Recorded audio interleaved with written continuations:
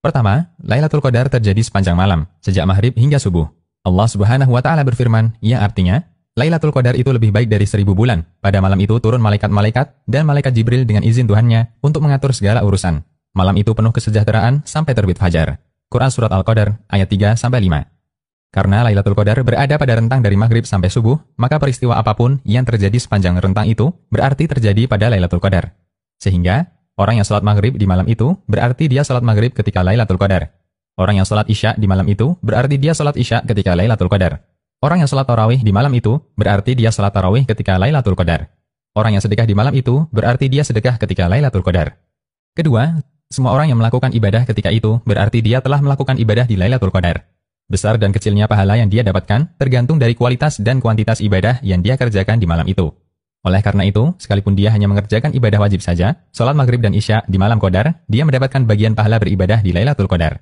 Imam Malik meriwayatkan secara balagon atau tanpa sanad menukil keterangan dari Sa'id bin Musayyib, tabi'in senior menantu Abu Hurairah, tentang orang yang beribadah ketika Lailatul Qadar.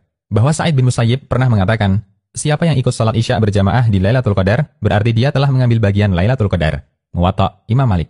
Az-Zarqani menjelaskan, dia telah mengambil bagian Lailatul Qadar, maknanya, dia mendapat bagian dari pahala Lailatul Qadar. Syarah Az-Zarqani ala Muwatta. Ketiga, keterangan di atas bukan mengajak kita untuk bermalas-malasan dalam meraih kemuliaan Lailatul Qadar. Sebaliknya, dengan penjelasan ini, diharapkan kaum muslimin semakin optimis dalam mengejar Lailatul Qadar. Karena semua orang yang beribadah di dalamnya, pasti mendapatkannya. Banyak dan sedikitnya tergantung dari kesungguhan dirinya dalam mendekatkan diri kepada Allah. Mereka yang bersungguh-sungguh akan mendapatkan petunjuk, sehingga dimudahkan Allah mendapatkan banyak kebaikan di malam itu. Allah Subhanahu wa Ta'ala berfirman, yang artinya, orang-orang yang bersungguh-sungguh untuk mencari keridhaan kami, benar-benar akan kami tunjukkan kepada mereka jalan-jalan kami, dan sesungguhnya Allah benar-benar beserta orang-orang yang berbuat baik. Quran Surat Al-Ankabut, ayat 69.